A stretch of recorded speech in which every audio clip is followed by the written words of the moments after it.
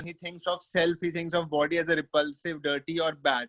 तो ये कुछ साइंस होते हैं कि जो हमें इंडिकेट करवाते हैं कि सेक्सुअल अब्यूज है कि नहीं है, या फिर कुछ सेल्फ इंजरी के साइंस, कुछ जैसे एडोलेसेंस में क्या होता है, सेल्फ इंजरी के साइंस हो सकते हैं, he is not maintaining his और हर पर्सनल हाइजीन, ड्रग या अल्कोहल का अब्यूज बढ़ गया है, सेक्सुअल प्रोमिस्क्यूटी बढ़ चुकी है, he runs away from home, any kind of depression, any kind of anxiety और सुसाइडल अटेम्प्ट और फियर ऑफ इंटीमेसी.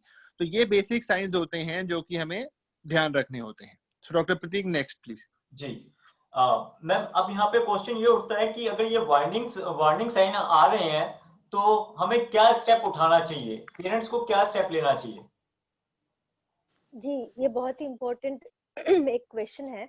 जब भी पेरेंट्स को लगे या फिर जो भी चाइल्ड के वेल विशर है उनको लगे कि हाँ कुछ वार्निंग साइंस है, कुछ प्रॉब्लम शायद हो रहा है चाइल्ड के साथ, तो ये बहुत ही डिफिकल्ट है ये स्टेप करना, लेकिन बहुत जरूरी है कि पेरेंट्स को बहुत ही काम रहना है. वो रिएक्ट करने की उनको लगेगा कि तुरंत वो रिएक्ट करे, पर तब रिएक्ट करना बहुत ज्यादा सही नहीं होगा.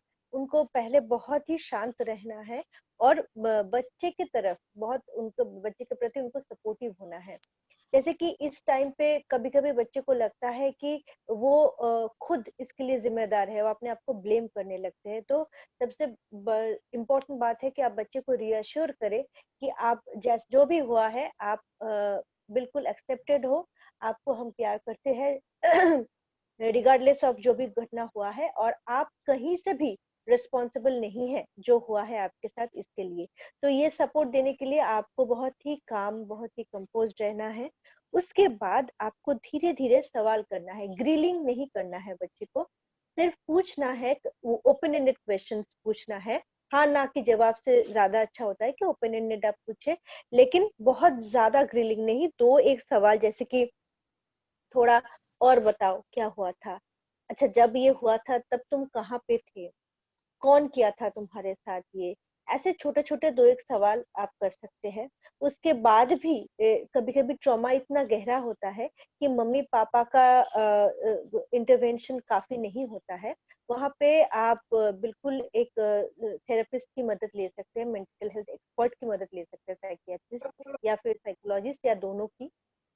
उसके साथ साथ आप कभी कभी एक पेडियाट्रिशियन से भी बात करके देख सकते हैं, जो गाइड कर देते हैं कि क्या प्रॉब्लम है बच्चे के अंदर और क्या आगे इसके बाद क्या करना चाहिए. ये सारे चीज थोड़ा सा एक्सप्लेन कर देते हैं और बच्चे के साथ बात करने से वो भी खुल के बात करना शुरू करते हैं.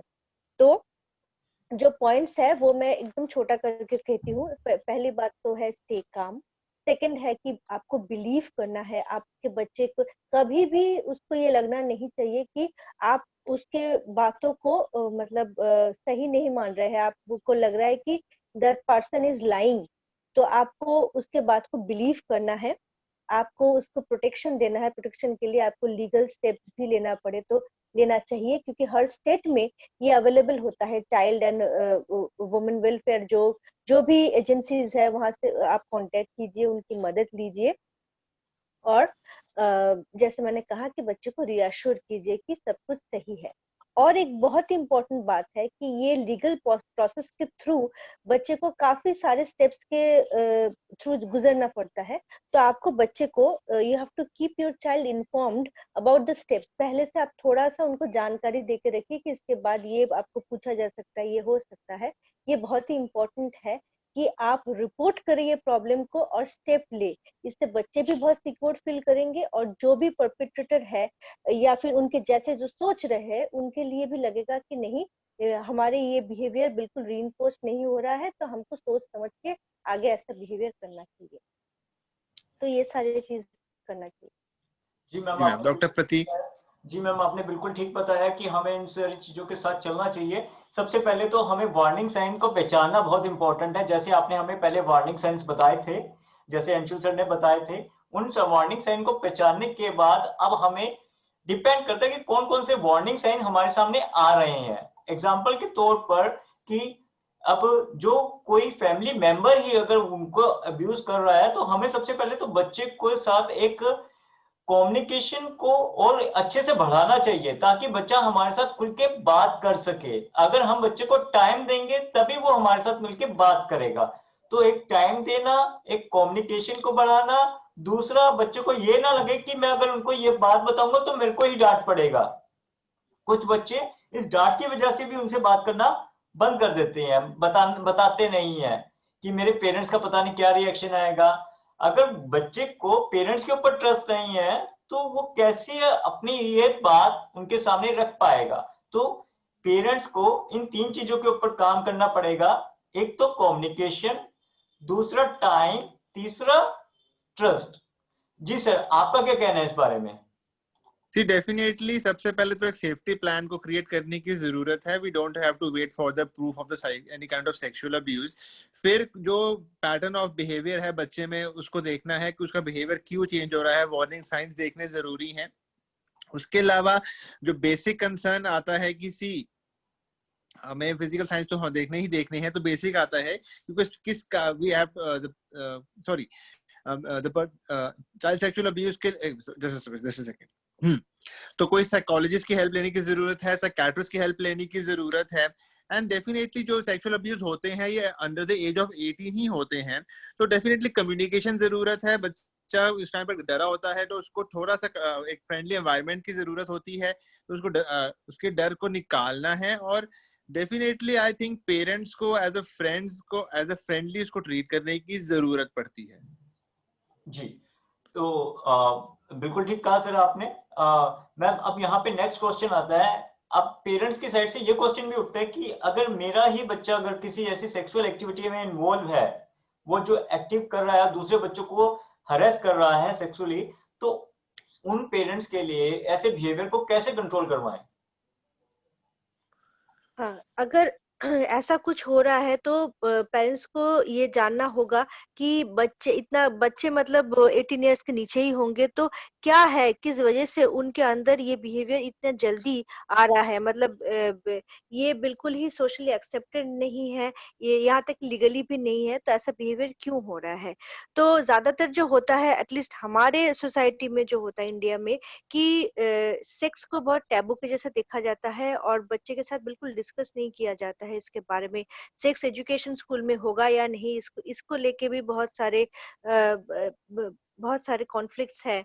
तो इस वजह से बच्चों को प्रॉपर नॉलेज प्रॉपर जगह से नहीं मिलता है, तो कहीं से भी वो लोग नॉलेज कलेक्ट करने की कोशिश करते हैं और तब जाके कुछ कुछ मैल एडेप्टिव बिहेवियर भी हो जाते हैं। इसीलिए सबसे इम्पोर्टेंट बात है कि बच्चों को आप खुद, पेरेंट्स जो है वो खुद थोड़ा सा नॉलेज दे अबाउट कि जैसा कि आपने कहा था प्रतीक जी ने, कि गुड टच बैड टच के बिहेवियर बारे में भी बोलना चाहिए। उसके साथ साथ ये कुछ चीजें जैसे कि आपका जो बॉडी है वो आपका है, उसमें अगर आपको कोई भी टच अनकंफर्टेबल लगे तो आप उसको ना बोल सकते हैं। इट इज ओके टू से नो। और अगर कोई ग्रोन अप भी ये कर रहा है तो भी आप उनको ना बोल सकते हैं। ज्यादातर इंडिया में शायद बच्चे जानते ही नहीं है कि कहाँ ना बोलना चाहिए। तो वो चीजें कौन सा प्राइवेट पार्ट्स है, कहाँ कहाँ टच करने में आपको अनकंफर्टेबल लगेगा तो आप नहीं देंगे। खास करके अपने मम्मी को छोड़ के या किसी को भी आप नहीं देंगे ये करना। फिर अ, फिर आपको अगर कोई ऐसा बोले कि कुछ काम करने के लिए, किसी को प्राइवेट पार्ट टच करने के लिए जिसमें आप ओके नहीं है, तो वो आप बिल्कुल ना कीजिए और अपना भी जो है अपने आप को भी रजिस्ट कीजिए, करने मत दीजिए। ये सारे जो चीजें हैं ये मतलब बच्चों को सिखाना बहुत शुरू से इम्पोर्टेंट है। और हमेशा सेक्सुअल जो भी हरासमेंट होता है वो टच के थ्रू ही होता है, ऐसा नहीं है। अगर बच्चों को बड़े पोर्नोग्राफिक मूवीज भी दिखा रहे हैं या ऐसा कोई फोटो दिखा रहे हैं तो वो भी एक क्राइम है। और ये इसको रजिस्ट करना है, ना बोलना है। और मम्मी पापा के पास कुछ भी सीक्रेट नहीं रखना है, ये भी सिखाना चाहिए कि जो सरप्राइज है जो भी है, लेकिन यूजुअली परपेट्रेटर सिखाते हैं कि ये सीक्रेट है, हमारे बीच में रहेगा। और आपको आप बोलेंगे तो डराते हैं, धमकाते हैं और काफी सारी चीजें कहते हैं ताकि बच्चे डर जाते हैं, बताना नहीं चाहते हैं। तो ये पहले से मम्मी पापा समझा दे तो बच्चे मम्मी पापा से छुपाएंगे नहीं। और कभी भी मत डरिए, क्योंकि ये आपका फॉल्ट नहीं है, तो आपको आगे जाके बात करनी है। ये सब कहने के बाद भी और आपका जो जाना पहचाना कोई है वो भी ऐसा एक्ट कर सकते हैं आपके साथ, तो आप उसको भी ना बोलिए। ये सब कहने के बाद भी अगर बच्चे के अंदर कोई ऐसा बिहेवियर मैलएडप्टिव रिपोर्टेड हो रहा है बार बार, तो उसे 1-to-1 में साइकियाट्रिस्ट या साइकोथेरेपिस्ट से बात करवाना चाहिए कि कहाँ से ये बिहेवियर उसका डेवलप कर रहा है, कहाँ से इसका जड़ कहाँ पे है, वो देखना चाहिए। जी मैम, आपने बिल्कुल ठीक बताया कि ये जो चीजें हैं कि हमें प्रिकॉशंस लेने पड़ेंगे। Precaution in the sense parents को ये चीजें बच्चों को बतानी पड़ेगी, उनको बिहेवियर बताना पड़ेगा कि कौन सा सोसाइटी के अकॉर्डिंग अप्रोप्रिएट है और कौन सा बिहेवियर सोसाइटी के अकॉर्डिंग अप्रोप्रिएट नहीं है।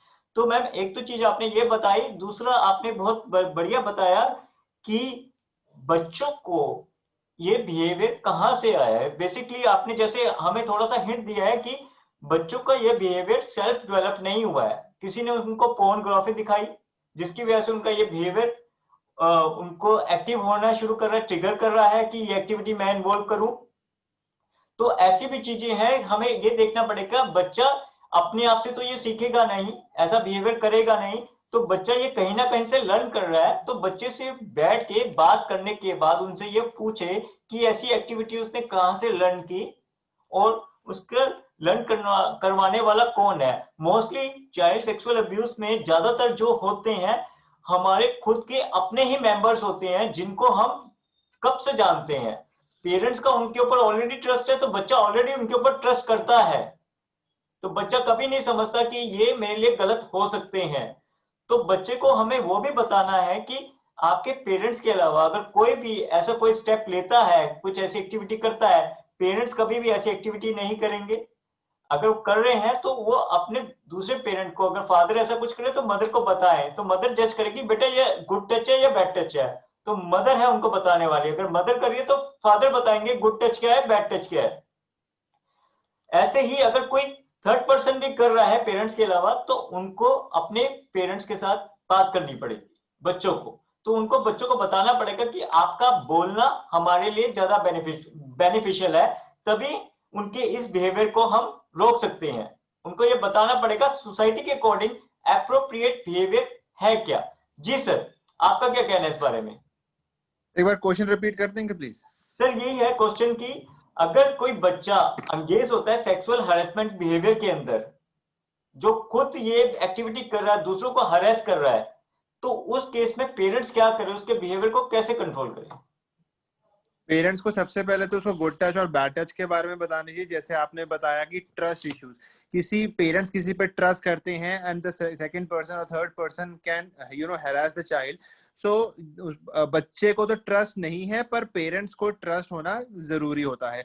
और पेरेंट्स को, जैसे फॉर एग्जाम्पल बच्चे कोई भी ऑनलाइन साइट, जैसे आजकल ऑनलाइन क्लासेस हैं, तो कोई भी ऑनलाइन साइट खोलते हैं under the supervision of parents खोले। ऐसा ना हो कि they open up the sites which can pollute the mind and then they become prone to this any kind of sexual abuse by someone. तो basically sexual education देना बहुत ही compulsory है। इसके अलावा यदि कोई वार्निंग साइंस दिखते भी हैं तो पेरेंट्स नीड टू बच्चों को साइकोलॉजिस्ट के पास ले जाएं। If the child is not open up कि भाई मुझे प्रॉब्लम आ रही है and is not open up with the parents, तो बेसिकली साइकोलॉजिस्ट के पास जाएं and they should have a 1-to-1 session and what happened, who did it, and who introduced this kind of behavior to you, and और sites आपने जो आपने sites खोली, knowledge किसने दी है, ये बेसिकली नॉलेज, ये बेसिकली जानकारी हमें होने की जरूरत है। क्योंकि कोई भी बच्चा खुद नहीं सीखता, जैसे आपने बताया कोई ना कोई उसको सिखाता ही है, तो ये बिहेवियर लर्न नहीं होता है। ये बिहेवियर ऑब्जर्व करने के लिए पेरेंट्स को बच्चे पे थोड़ी सी निगरानी रखनी पड़ेगी, और कुछ भी प्रकार की any deviation in the activity, any deviation in the behaviour, any kind of anxiety, any kind of change in behaviour should be noticed and they should consult a psychiatrist and they should consult a psychologist nearby. जी ma'am, अब यहाँ पे question आ रहा है, अगर parents पूछ रहे हैं कि अगर मेरा बेटा unable to control inappropriate sexual behaviour involving another child after being told to stop, तो मैम वो क्या करे? जैसे कि बताया गया है कि उन्होंने पेरेंट्स ने बच्चे को समझा दिया कि बेटा ये एक्टिविटी करना ठीक नहीं है आपके लिए, ये सोसाइटी अप्रोप्रिएट नहीं है, इलीगल एक्टिविटी है, लेकिन बच्चा फिर भी नहीं रुक रहा, तब पेरेंट्स को क्या स्टेप लेना चाहिए? ऐसा अगर स्थिति है, कभी कभी अडल्ट्स के लिए भी हम लोग देखते हैं, जिसको एक्चुअली हम लोग एक नाम आईसीडी ने दिया है, इसको बोलते हैं पीडोफिलिया, जहाँ पे बच्चे के प्रति सेक्सुअल अट्रैक्शन फील करते हैं। तो ज्यादातर जो पीडोफिलिक्स होते हैं उनके एक डिस्ट्रेस एसोसिएटेड होते हैं, उनके ये आकर्षण के साथ साथ एक डिस्ट्रेस भी रहता है। तो अगर ये है तो ये कहाँ कहीं से एक अच्छी एक उम्मीद की बात है कि शायद ये थेरेपी में कुछ उनको लाभ मिले। पहली बात तो ये है कि उस बच्चे को बहुत साफ तरीके से समझाना है कि देखिए, ये जो अभी एक्ट है, जो मैंने कहा पॉक्सो एक्ट है, तो आप अगर ऐसा कोई बिहेवियर करते हैं और आपको आप पकड़े जाते हैं तो आपको पनिशमेंट तो दिया जाएगा लीगली। तो ये एक एक लीगल कॉन्सिक्वेंस है आपके बिहेवियर का। दूसरा आता है कि आपका जो डिस्ट्रेस हो रहा है या फिर आप नहीं चाहते हैं ये ऐसा बिहेवियर करना, लेकिन आप स्टॉप नहीं कर पा रहे हैं। तो यहाँ पे मुझे लगता है कि साइकियाट्रिस्ट और साइकोलॉजिस्ट दोनों ही इंटरवेन कर सकते हैं, दोनों से बात करके देख सकते हैं। अगर ये मुझे एग्जैक्टली तो नहीं पता, डॉक्टर महाजन सही बता पाएंगे कि अगर हाइपर सेक्सुअलिटी कोई बात है, वहाँ पे मेडिसिन दे के कुछ किया जा सकता है, तो वो पार्ट साइकियाट्रिस्ट देख सकते हैं और थेरेपिस्ट बात करके देख सकते हैं कि उनको ये डिस्ट्रेस कहाँ से हो रहा है। अगर हो रहा है तो उस पार्ट को टारगेट करके थेरेपी, एक लॉन्ग टर्म थेरेपी प्लान किया जा सकता है, जिससे हो सकता है कि ये बिहेवियर में कुछ बदलाव आए। जी मैम। ये पीडोफिलिया एक ऐसा बिहेवियर है जो कि मतलब एक ही साथ वो डिसऑर्डर भी है और क्राइम भी है।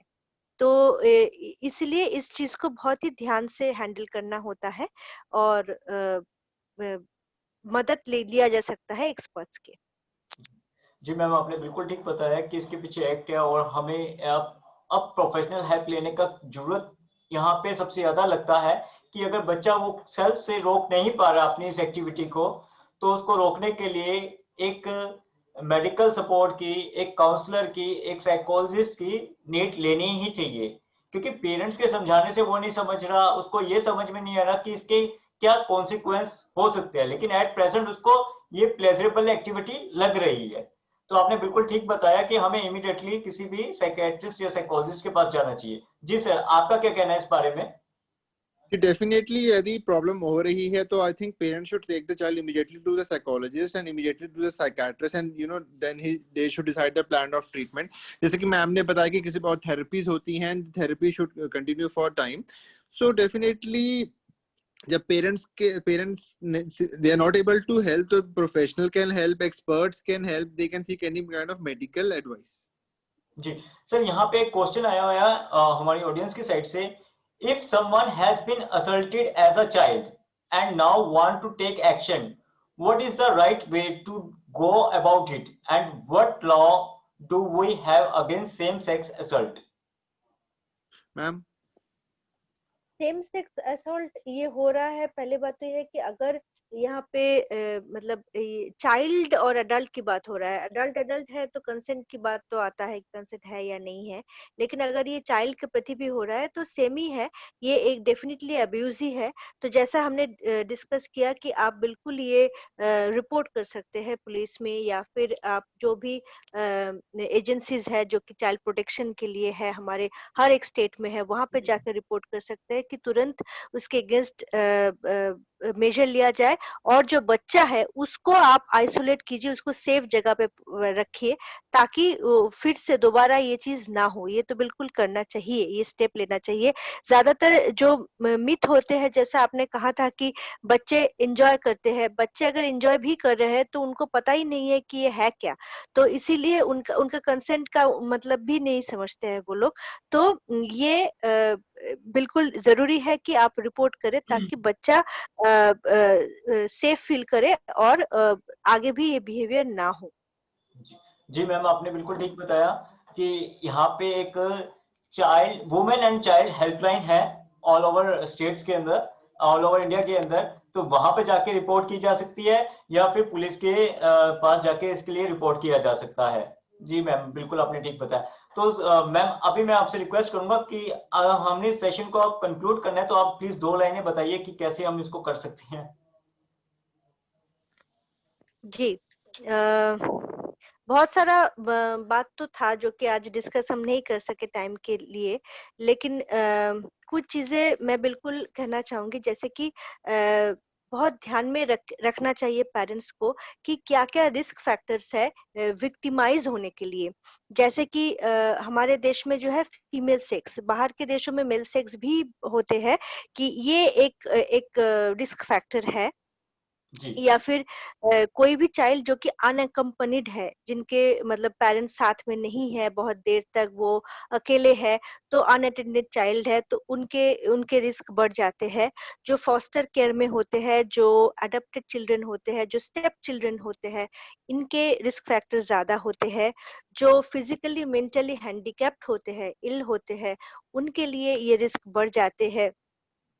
जिनका कोई पास्ट अब्यूज का हिस्ट्री है, उनके लिए भी रिस्क ज्यादा है। जो कि आपने कहा था सिंगल पेरेंट या ब्रोकन होम में है, जो पेरेंट्स अपने आप में उलझे हुए हैं, तो वहां पे चांसेस दूसरे लोगों का बढ़ जाता है कि वो ऐसा कोई बिहेवियर करे। जो बहुत ही सोशली आइसोलेटेड एक स्थिति में है, या फिर पेरेंट्स में अगर कोई मेंटल इलनेस है, वो खुद ड्रग में या अल्कोहल में डिपेंडेंट है, तो उनके ऐसे सिचुएशन में बच्चों के लिए जो रिस्क है वो बहुत ज्यादा बढ़ जाता है। परपेट्रेटर्स को पता होता है कि कैसे कहाँ पे बच्चों को टारगेट किया जाए। जो बच्चे में सेल्फ एस्टीम लो होते हैं, जो जिनमें कॉन्फिडेंस लो होता है, उनको वो लोग टारगेट करते हैं। तो ये मैं इसीलिए बता रही हूँ कि काइंड ऑफ ये अवेयरनेस है, ताकि पेरेंट्स थोड़ा सतर्क रहे कि बच्चे को कोई भी हार्म एक बार अगर हो जाएगा चाइल्डहुड में, तो उसका बहुत ही गहरा एक इम्पैक्ट एडल्टहुड तक रह जाता है उनका। चाहे जितना भी आप काउंसलिंग कर लो, जो भी कर लो आप वो सही से, लेकिन एक इम्पैक्ट रह जाता है। तो ये दाग उनके ये मन के अंदर ये दाग ना ना पड़े, इसके लिए मैं कह रही हूँ कि ये सारे मेजर्स आप बहुत पहले से ध्यान में रखिए, ताकि बच्चे को ऐसा मतलब अनफॉर्चुनेट सिचुएशन ना ही हो कि वो एक्सपोज्ड हो ऐसा वाला सिचुएशन में। तो जी बस मैम, इतना thank he. You for your information. मैं समझ रहा हूँ कि ये ऐसा टॉपिक है जिसके ऊपर हम एक और सेशन ले सकते हैं। तो सर की परमिशन से और आपकी परमिशन से हम नई इन्फॉर्मेशन के साथ दोबारा आएंगे। सर, अगर इस सेशन को अगर हमें कंक्लूड करना है तो कैसे करेंगे? डेफिनेटली मैं जानता हूँ कि आप मेरे को इस बात पे एग्री करेंगे कि हम नेक्स्ट सेशन जरूर लेके आए इसका। तो आप प्लीज बताइए पहले कि इसको हम कंक्लूड कैसे करें सेशन को right now. Ma'am we have thank only you a so 1 much minute. For the thank you so much for the wonderful session ma'am, and it was really useful. और जो ऑडियंस ने join किया है, thank you so much. So ma'am, जो बाकी queries रह गई हैं, will be talking in the next session with your permission. And काफी हद तक विल गॉट नॉलेज, एंड काफी हद तक लोगों ने अप्रिशिएट भी किया है। So I would like to thank you, and please stay safe, stay connected, and audience will see you next time with the same topic with a part 2 version. Thank you. Thank you everyone. Thank you so much, thank you so Thank you, much. ma'am. Thank you.